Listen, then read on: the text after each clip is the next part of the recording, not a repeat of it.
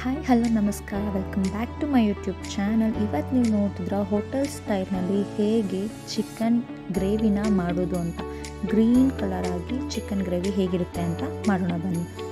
ನಾನಿಲ್ಲಿ 1 kg ಚಿಕನ್ನ ತಗೊಳ್ತಾ ಇದ್ದೀನಿ. ಹಾಗೆ 1.5 ಇಂಚಷ್ಟು ಶುಂಠಿ, ಹಾಗೆ 2 ಗೆಡ್ಡೆ ಬೆಳ್ಳುಳ್ಳಿ, 1 ಈರುಳ್ಳಿ, ಹಾಗೆ ಪುದೀನ ಸೊಪ್ಪು, ಕೊತ್ತಂಬರಿ ಸೊಪ್ಪು, ಒಂದು 10 ರಿಂದ 12 ಹಸಿರು ಮೆಣಸಿನ್ಕಾಯಿ, 1 ಇಂಚಷ್ಟು ಚಕ್ಕೆ, ಒಂದು 4 ಲವಂಗ ತೊಗೊತಾ ಇದ್ದೀನಿ. ಹಾಗೆ ಸ್ವಲ್ಪ ಈರುಳ್ಳಿ, ಟೊಮೊಟೊ ಒಗ್ಗರಣೆಗೆ. ಈಗ ಮೊದಲಿಗೆ ಪಾತ್ರೆ ಇಡ್ತಿದ್ದೀನಿ. ಇದಕ್ಕೆ ಸ್ವಲ್ಪ ಎಣ್ಣೆ ಹಾಕಿ ಇದು ಕಾಯಕ್ಕೆ ಬಿಡೋಣ. ಅಷ್ಟರಲ್ಲಿ ನಾವು ಮಿಕ್ಸಿ ಜಾರ್ಗೆ ಶುಂಠಿ, ಬೆಳ್ಳುಳ್ಳಿ, ಹಾಗೆ ತೋರಿಸಿದ್ನಲ್ವಾ ಈರುಳ್ಳಿ ಮತ್ತು ಹಸಿರು ಮೆಣಸಿನ್ಕಾಯಿ, ಚಕ್ಕೆ, ಲವಂಗ, ಕೊತ್ತಂಬರಿ ಸೊಪ್ಪು, ಪುದೀನ ಸೊಪ್ಪು ಎಲ್ಲದನ್ನು ಹಾಕ್ಕೊತಾ ಇದ್ದೀನಿ. ಹಾಗೆ ಇದಕ್ಕೆ ಸ್ವಲ್ಪ ಕಾಳುಮೆಣಸು ಹಾಕ್ತಾ ಇದ್ದೀನಿ. ಖಾರಕ್ಕೆ ನಿಮಗೆ ಹೇಗೆ ಬೇಕು ಹಾಗೆ ನೋಡ್ಕೊಳ್ಳಿ. ಇದನ್ನೀಗ ರುಬ್ಕೊತಾ ಇದ್ದೀನಿ.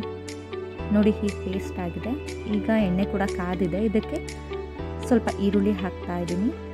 ಈರುಳ್ಳಿನ ಸ್ವಲ್ಪ ಫ್ರೈ ಮಾಡ್ಕೊಳ್ಳೋಣ.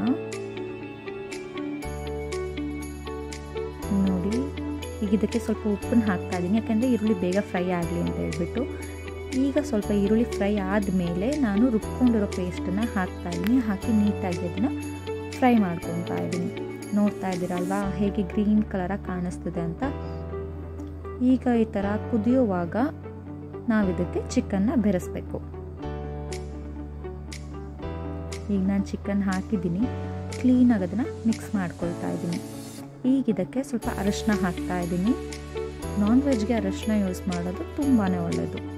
ಸ್ವಲ್ಪ ಉಪ್ಪು ಕೂಡ ನಾನಿಲ್ಲಿ ಆ್ಯಡ್ ಮಾಡ್ಕೊತಾ ಇದ್ದೀನಿ, ಯಾಕೆಂದರೆ ನೀಟಾಗಿ ಈಗಲೇ ಉಪ್ಪು ಹಿಡಿಯುತ್ತೆ, ಅದಕ್ಕೋಸ್ಕರ ಹಾಕ್ತಾ ಇದ್ದೀನಿ.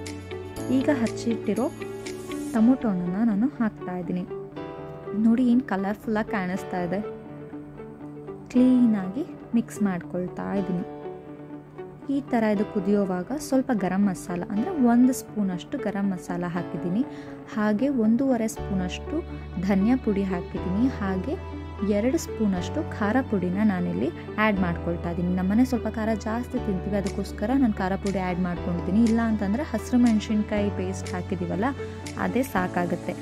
ಈ ಥರ ಇದು ನೀಟಾಗಿ ಬೇಯೋವಾಗ ನಾವು ನಮ್ಗೆ ಎಷ್ಟು ಬೇಕು, ಅಂದರೆ ನಿಮಗೆ ಯಾವ ಕನ್ಸಿಸ್ಟೆನ್ಸಿಲಿ ಫ್ರೈ ಬೇಕು ಅಂತ ಅನಿಸುತ್ತೆ ಅಷ್ಟು ನೀರನ್ನು ಹಾಕಿದ್ರೆ ಸಾಕಾಗುತ್ತೆ. ನಾನಿಲ್ಲಿ 2 ಲೋಟದಷ್ಟು ನೀರನ್ನ ಹಾಕ್ತಾ ಇದ್ದೀನಿ. ಇನ್ನೂ ಒಂದು ಅರ್ಧ ನಿಂಬೆಹಣ್ಣನ್ನು ನಾನು ಇಲ್ಲಿ ಹಿಂಡ್ಕೊತಾ ಇದ್ದೀನಿ, ಯಾಕೆಂದರೆ ಚಿಕನ್ ತುಂಬ ಹೀಟ್ ಅಲ್ವಾ, ಅದಕ್ಕೋಸ್ಕರ ನಿಂಬೆಹಣ್ಣನ್ನು ನಾನಿಲ್ಲಿ ಹಿಂಡಿದ್ದೀನಿ. ಈಗ ಈ ಥರ ನಮ್ಮ ಫ್ರೈ ರೆಡಿ ಆದಾಗ ಲಾಸ್ಟಲ್ಲಿ ನಾನು ಕೊತ್ತಂಬರಿ ಸೊಪ್ಪನ್ನು ಆ್ಯಡ್ ಮಾಡ್ತಾ ಇದ್ದೀನಿ. ನೋಡಿ ಎಷ್ಟು ಕಲರಾಗಿ ಕಾಣಿಸ್ತಾ ಇದೆ, ಹೋಟೆಲ್ ಸ್ಟೈಲಲ್ಲೇ ಕಾಣಿಸ್ತದೆ ಅಲ್ವಾ. ನೋಡಿ, ಇದನ್ನು ಇನ್ನೊಂದು ಸರಿ ಈ ಥರ ತಿರುವಿ ನಾನು ನೀಟಾಗಿ ಕ್ಲೋಸ್ ಮಾಡ್ತಾ ಇದ್ದೀನಿ, ಸ್ವಲ್ಪ ಹೊತ್ತು ಬೇಯಲಿ. ಈಗ ಇದನ್ನು ಅನ್ನದ ಜೊತೆ ನಾನು ಸರ್ವ್ ಮಾಡ್ತಾ ಇದ್ದೀನಿ.